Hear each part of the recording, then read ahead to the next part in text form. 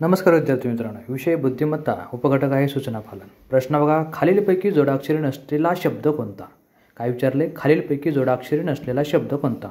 मग आपल्याला जोडाक्षरी माहिती पाहिजे। आता इथे शब्द बघा दिले आहेत, प्रश्न पर्याय आहेत अक्षर, ज्ञानेश्वर, मृग, श्रेयश। आता बघितलं आपल्याला अक्षर हे पर्याय जोड शब्द नसलेला वाटतो, मात्र ते नाही। पर्याय क्रमांक 3 नंबर आपलं उत्तर असणार आहे। तर कसं ते आपण बघूयात। बघा, आता जोडाक्षर म्हणजे काय? तर बघा, जोडाक्षर म्हणजे दोन किंवा अधिक व्यंजने एकत्र येऊन जेव्हा त्याला स्वर मिळतो तेव्हा जे अक्षर तयार होते त्याला आपण जोडाक्षर म्हणतात। मग आता जोडाक्षरामध्ये आता तुम्हाला माहिती आहे क्ष, ज्ञ, त्र, श्र, श्र, श्र हे जे अक्षर आहेत ना ते विशेष संयुक्त व्यंजने आहेत। हे वाटत नाहीत, मात्र हे जोडाक्षरे मुळातच जोडाक्षरे आहेत। मग असे जोडाक्षरे शब्दामध्ये आले की तो शब्द काय असतो? जोडाक्षरी शब्द असतो।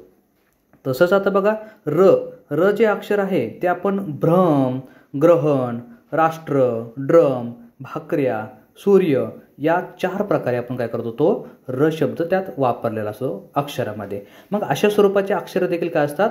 जोडाक्षर असतो आणि तो शब्द जोड शब्द म्हणून आपण ओळखतो। त्यानंतर बघा, आता हे क्रू असेल, उरू असेल, प्रू असेल म्हणजे कृपा, वृक्ष, प्रथा हे जे शब्द आहेत हे शब्द देखील आपल्याला जोड शब्द वाटतात, मात्र हे जोड शब्द नाहीत। कारण हे क्रू असेल, उरू असेल, प्रू हे जोड अक्षरे किंवा जोडाक्षरे नाहीत। का नाहीत? कारण या ठिकाणी काय झाले, दोन व्यंजने इथं, दोन किंवा अधिक व्यंजने इथं एकत्र आलेच नाहीत। का? तर कारण क आणि रू, बघा क हे अक्षर आहे आणि रू हे काय स्वर आहे।